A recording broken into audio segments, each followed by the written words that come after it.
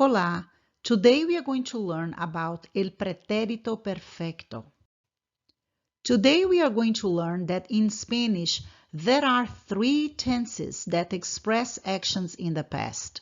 So far we have learned the simple past, which is called pretérito simple,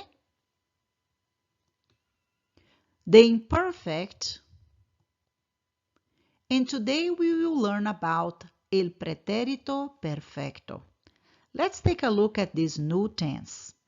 El pretérito perfecto in Spanish is the corresponding tense of what we call the present perfect in English. So it is used to indicate what someone has done or what events have taken place. Let's see some examples. I have been to Spain several times. In this case, I'm not saying when I went exactly, but I want to emphasize how many times, several times, I have been there.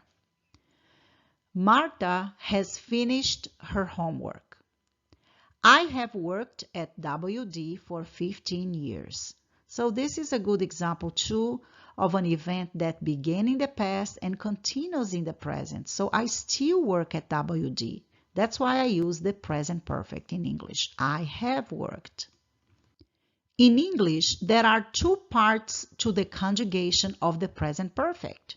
So when I say I have been to Spain several times, I have a combination of the verb to have, a form of have, plus what we call the past participle. Well, in Spanish, we do the same thing. In Spanish, to form the pretérito perfecto, we use the helping auxiliary verb haber and a past participle. Notice that the verb haber in this tense has the same meaning of to have, tener, but it's not used for possessions. It acts as an auxiliary verb to express done actions, not to express having or possessing things. Let's see the conjugation. Has, a, hemos, habéis, han. Examples en español. ¿Has comprado la torta para la fiesta de cumpleaños? Have you bought the cake for the birthday party?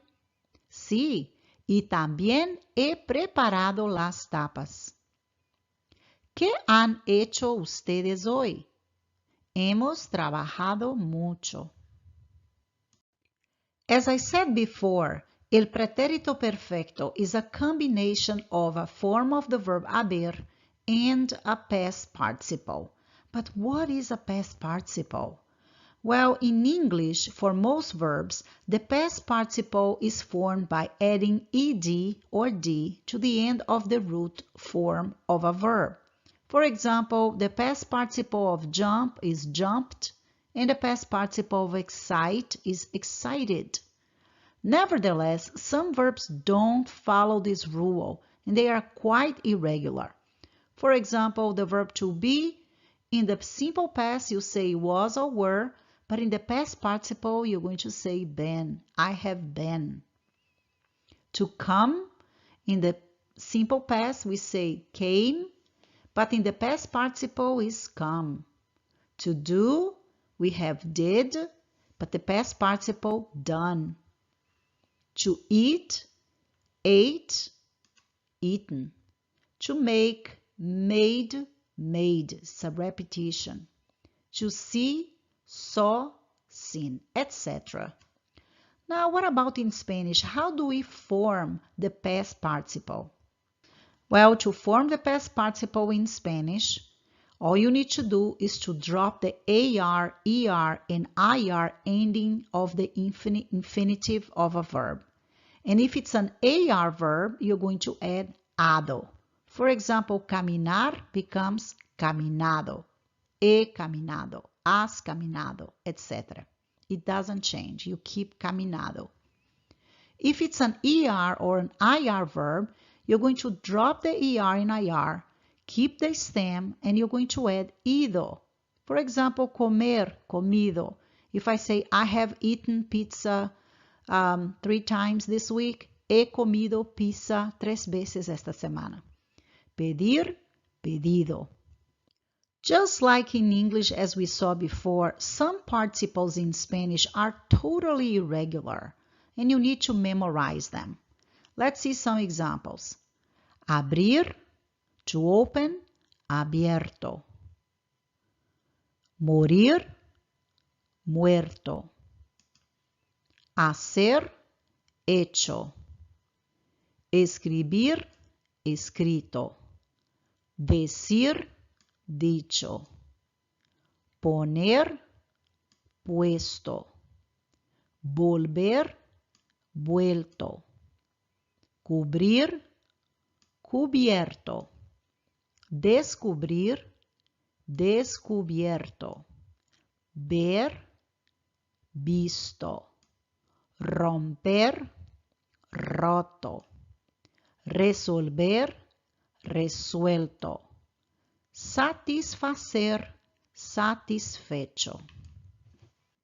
Let's see some examples with regular and irregular verbs mixed. He trabajado. I have worked. So trabajar is a regular verb.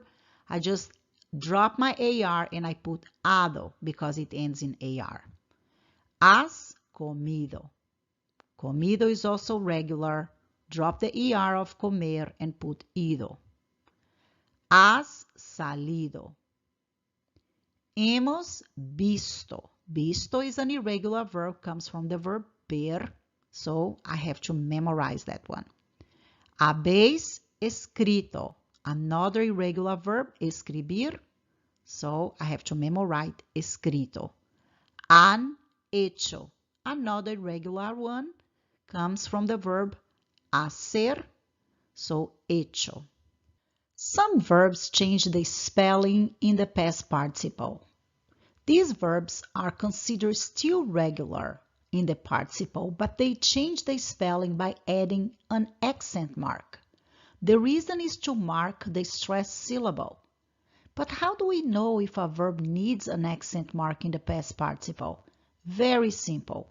When you drop the ER or IR, and it only happens with ER or IR verbs, and there is a vowel, you need to add an accent mark to ido. Atraer, atraído. Caer, caído. Creer, creído. Leer, leído. Oír, oído. Poseer, poseído. Reír, reído. Sonreír, sonreído. Traer, traído. Let's finalize reviewing the 3 tenses that are related to the past in Spanish. Well, if you can imagine something that was happening in the past, like in a photo, you usually use the imperfect. The imperfect tense will be used. Something like, we always used to walk to school when we were young. Or when you use the past progressive, like, we were always walking to school. That would be imperfect. Now, if you have a specific time, like yesterday, last week, last year, finally, or something sudden that happens, we generally use the simple preterito simple. But when you're talking about something that you have done, or you use words related to the present, like hoy, today, I have done this, or words like I have never done it, or I have already done it, you're going to use el pretérito perfecto that we learned today. Finally, a little note. El pretérito perfecto is mostly used in Spain. Actually, in Spain, there is a tendency to use el pretérito perfecto instead of the simple past, el pretérito simple. For example, if you're talking to a friend and you don't understand him or her, in Spain it's very common that people would say, ¿Qué has dicho? Literally saying, what have you said? Instead of saying, ¿Qué dijiste? In Latin America, they would use more el pretérito simple. Well, I hope you understand this lesson. If you have questions, you can ask me in class. Thanks for watching. Gracias.